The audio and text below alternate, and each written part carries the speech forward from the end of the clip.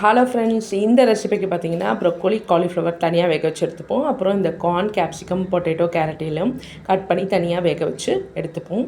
இப்போது ஒரு கடாயில் வந்து 2 பிரிஞ்சி இலை, பட்டை, ஏலக்காய், கிராம்பு, 2 பச்சை மிளகாய் போட்டு இஞ்சி பூண்டு விழுதியும் சேர்த்து நல்லா ராஸ்மெல் போகிற வரைக்கும் வதக்கிப்போம்.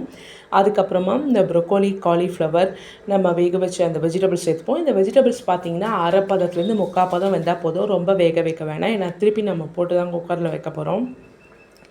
இப்போது இது வந்து சூப்பரான ரெசிபி, நல்ல ப்ரோட்டீன் ரிச்சாகவும் இருக்கும், டேஸ்டியாகவும் இருக்கும். நல்ல வெஜிடபிள்ஸ்லாம் நிறைய போட்டிருக்கோம் நம்ம.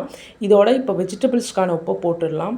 போட்டதுக்கு அப்புறமா நம்ம என்ன பண்ண போகிறோம்னா தேங்காய் பால் எடுக்க போகிறோம். 2 பால் 3 பால்லேருந்து நம்ம எடுத்துக்கணும். அதுக்கப்புறம் பார்த்திங்கன்னா பாஸ்மதி அரிசியை வந்து நல்லா 2-3 வாட்டி வாஷ் பண்ணிவிட்டு நம்ம ஒரு அரை மணி நேரமாவது மினிமம் வந்து ஊற போடணும். அப்புறம் அந்த தண்ணியை வடிச்சிட்டு நம்ம எடுத்த இந்த தேங்காய் பால் விடணும். 1 கப் ரைஸுக்கு வந்து நம்ம 2 கப்பு தண்ணி விடுவோம். அதில் இப்போ எவ்வளோ தேங்காய் பால் போடுறோமோ மிச்சத்துக்கு தண்ணியை போட்டு நம்ம வேக வைக்க போகிறோம். இப்போ இதோட நம்ம அந்த வேக வச்ச காய்கள் எல்லாத்தையுமே வந்து சேர்க்க போகிறோம். இப்போ சாத்துக்குன்னு தனியாக நம்ம வந்து உப்பு போட்டு நான் வந்து வேக வைக்க போகிறேன், கல் உப்பு போட்டு. அவ்வளோ டேஸ்ட்டாக சூப்பராக இருக்கும். இப்போவே நீங்கள் ரெசிபிலாம் கெஸ் பண்ணியிருப்பீங்க. இது என்னென்னு பார்த்தீங்கன்னா வந்து புலாவ் தான். நம்ம தேங்காய் பால்லையே இந்த சாதம், இந்த வெஜிடபிள்ஸ்லாம் வந்து நல்லா குக் பண்ண போகிறோம்.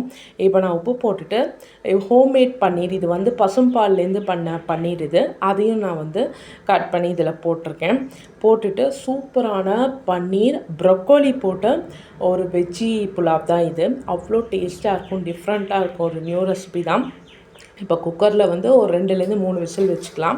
முந்திரி பருப்பையும் நம்ம தனியாக வறுத்துட்டு வேக வச்சு வந்த சாத்தோட கடைசியாக நெய்யில் அந்த முந்திரி வறுத்ததை போட்டு நம்ம வந்து கிளறி கொடுத்துக்கலாம். டெக்கரேஷனுக்கு நான் கொத்தமல்லி அப்படியே தூவியிருக்கேன். அவ்வளோ சூப்பராக இருக்கும். லஞ்சுக்கு வந்து ஒரு சூப்பரான வெரைட்டி ரைஸ் வந்துன்னு சொல்லலாம். இது அவ்வளோ டேஸ்ட்டாக இருந்தது. கலரே பாருங்கள், ஒயிட்டில் கலர்ஃபுல் வெஜிடபிள்ஸ் பார்க்கும்போது அவ்வளோ டெம்ப்டாக இருக்கும். நீங்களும் ட்ரை பண்ணி பாருங்கள். தேங்க்ஸ் ஃபார் வாட்சிங்.